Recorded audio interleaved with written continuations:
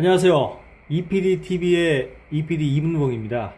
오늘은 지난 시간에 이어서 투자 원칙 세우기 두 번째 강의 시간을 가지도록 하겠습니다.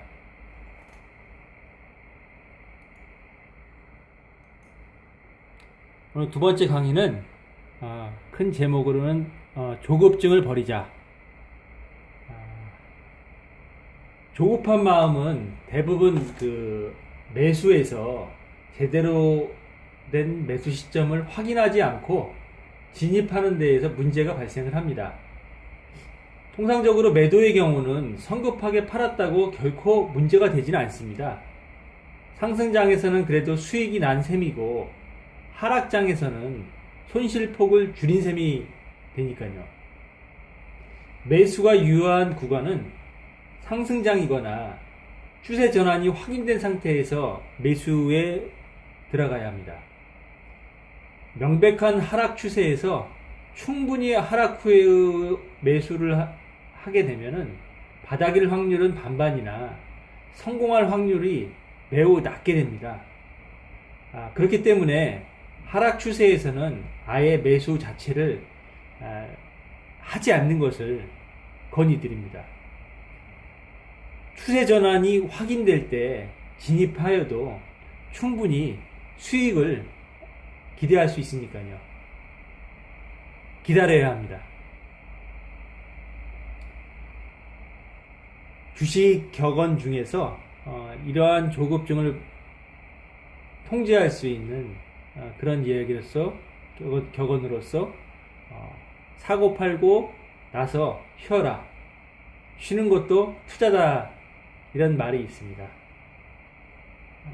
주식이든 코인이든 투자를 하시는 분들은 대부분 현금화한 상태를 불안해합니다.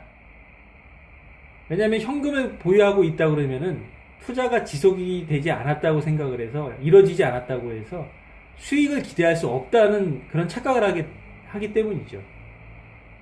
무언가를 매수를 해서 수익을 놓치지 말아야 되겠다는 이런 생각 때문에 항상 매도 직후 바로 무언가를 매수하게 됩니다.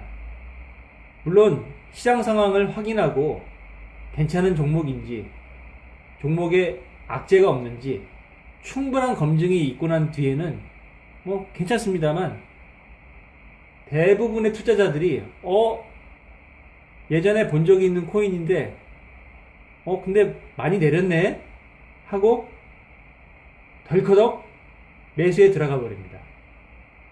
근데 가격이 저렴해진 데에는 나름대로 이유가 있는 겁니다. 이유를 알아보려는 노력을 기울였더라면 실패할 확률을 상당히 낮출 수 있었을 겁니다. 하지만 대부분 투자자들은 그렇게 하질 않죠. 하락장이고 상승장이고가 문제가 아니라 어딘가에는 투자가 되어 있어야 한다는 조급증이 사라집니다. 이러한 조급증 때문에 입지 않아도 될 손실을 불러일으키게 되는 겁니다. 매수에 있어 침착하시던 분들이 언제 조급증이 가장 커지냐면은 처분하고 빠져나왔는데 손실이 매우 커졌을 때입니다. 어떻게든 손실을 메우고 싶은 마음에 서두르다가 성급한 매수를 하게 되는 경우가 아주 파다합니다. 손실을 입었을 때에는 해당 매매 자체를 돌아보고 어떤 실수를 했는지 파악하는 복귀의 시간이 반드시 필요합니다. 그냥 지나치고 다음에 똑같은 실수를 반복하게 되어 있거든요. 그래서 보유한 코인이든 주식이든 매도 후에는 즉각 어딘가에 진입하지 말고 좀 쉬면서 관망하면서 추세를 지켜보는 겁니다. 처음이야 안달복골이 나서 자불안석이겠지만은 습관이 들면은 현금을 들고 있을 때가 마음이 제일 편해진다는 것을 알게 되실 겁니다. 특히 제 친구도 코인 투자를 하는데 24시간 돌아가는 코인 시장이다 보니까 밤에 잠을 잘 못 잔다고 그러더라고요. 투자 초기에는. 그러고 나서 굉장히 큰 손실을 입고 나서 낮 시간에 매매를 하고 잠자기 전에는 전액 매도를 해서 오히려 그게 마음이 편하다고 해서 그게 습관처럼 매매 패턴이 굳어진 친구도 있습니다. 특히 이제 하락으로 돌아섰을 때 시장 상황이 현금화해서 들고 있다 그러면은 그만큼 행복할 때도 없죠. 두 번째, 움직이지 않는 코인에게는 손대지 마라. 여기서 움직이지 않는 코인이라는 건 어떤 걸 의미할까요? 상승이 아닌 것은 전부 움직이지 않는다는 것이라고 이해하셔도 될 것 같습니다. 여기서 움직인다는 것은 상승 중인 것만 해당되는 얘기입니다. 하락 중인 거나 횡보 중일 때 섣불리 진입했을 때 큰 낭패를 볼 수 있다는 겁니다. 여기서 횡보는 하락 후 바닥을 다지는 장기간의 횡보와 같은 긴 횡보를 말하며 상승 중에 중간중간에 나타나는 조정 중인 횡보와는 별도로 구별을 해야 될 것 같습니다. 그럼 하락 중인 걸 섣불리 매수했다가 물리기도 한다는 걸 알겠지만은 긴 횡보는 보다 싸게 살 기회가 아니냐고 반문하실 수 있을 텐데, 이는 이 횡보가 얼마나 언제까지 길어질지 모르니 먼저 시간에 대한 손실이 굉장히 크게 발생하는 거가 되겠습니다. 그리고 그 횡보의 끝이 상승이 될지 하락이 될지는 그 어느 누구도 장담할 수 없게 됩니다.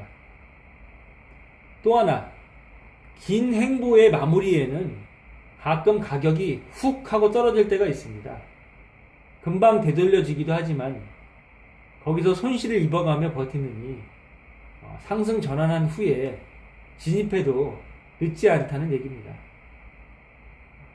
혹시 내가 전액 매도한 이후에 급등해서 날아갈까봐 안절부절하는 건 모두 조급증 때문에 그렇습니다. 매수는 수줍은 소녀처럼 천천히, 매도는 도망가는 토끼처럼 신속하게 하라. 매수를 특정 시점에 한 번에 해서 그 뒤부터 쭉 우상향으로 상승만 한다 그러면은 정말 좋겠지만은 현실은 그렇지 않다는 것을 경험치로 투자자 여러분들 충분히 알고 계실 겁니다.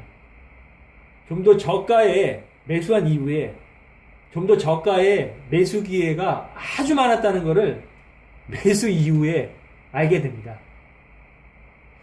여기서 그 분할 매수는 조급한 매수의 실패율을 낮추는 아주 좋은 방법이라고 생각됩니다. 물론 분할 매수 역시 상승 추세로 추세 전환이 지속적으로 확인된 상태에서 진입을 해야만 그 효과를 극대화할 수가 있습니다. 먼저 종목을 선정을 하고 매수 금액을 그 종목의 총 매수 금액을 정합니다. 많이 투자해서 물론 많이 벌면은 너나 할 거 없이 좋겠지만은 또 큰 손실이 날 경우도 생각을 해야 되기 때문에 본인이 손실을 충분히 감내할 수 있는 범위 내의 금액을 선정하는 게 합리적일 것 같습니다. 두 번째는 당일 전부 매수가 아니라 며칠을 거쳐서 일정 금액을 나눠서 매수를 하는 겁니다. 통상 3회에서 5회 이상 더 많은 금액으로 많은 횟수로 분할해서 이렇게 매수를 하는 것을 적극 권장합니다. 이러한 분할 매수 방식이라 그러면은 상승 중이라 그러면은 상승 중인 대로 수익을 누리면서 매수하는 즐거움이 나타날 수가 있고, 조정 중이라면은 총 평단가를 낮추게 되는 그런 효과를 볼 수가 있게 됩니다. 단 여기서 조심해야 될 것은, 마음먹은 금액만큼 매수한 금액을 다 매수한 이후에 분할 매수로 하락해서 손실이 이렇게 증가가 되니까, 매수 단가를 낮추기 위해서 추가해서 금액을 투입을 해서 추가 매수하는 것은 분할 매수로 볼 수가 없습니다. 이거는 보통 하락장에서 이러한 매매 패턴을 많이 하는데 사단납니다.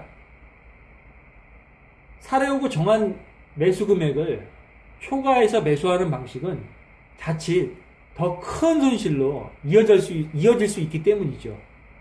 속칭 해서 말하는 물타기 추가적인 매수는 손실을 더 크게 확대하고 손절매를 하지 못하는 이중적인 교통을 겪게 돼서 손실의 총량을 더 크게 만든다는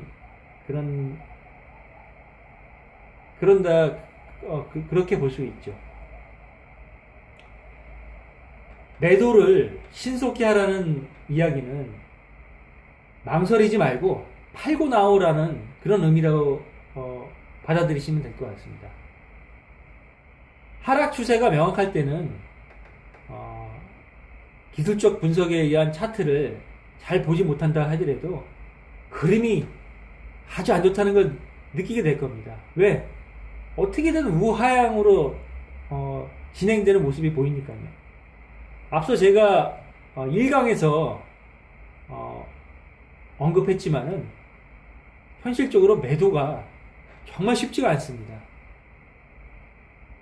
주식시장의 격언에서 이런 말이 있죠. 매수는 기술이고 매도는 예술이다.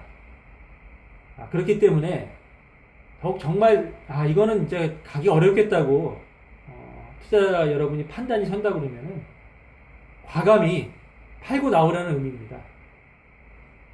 여기서 매도에도 또 방법이 있는데, 매도도 그날의 가격대 중에서 이건 팔릴 수가 있을 것 같다, 매도 가능할 것 같은 그런 가격대에 나눠서 분산해서 걸어두는 방식이 좋습니다. 왜냐하면은 엄청난 악재가 발생해서 내리꽂는 그런 시장 상황이 발생을 한다 하더라도 중간에 한 번씩은 기술적 반등이라는 것을 줘가면서 이게 내려가기 때문에 반등 줄만한 가격대를 본인이 체크를 해서 매도 가격을 걸어둔다 그러면은 매도가 가능해질 겁니다.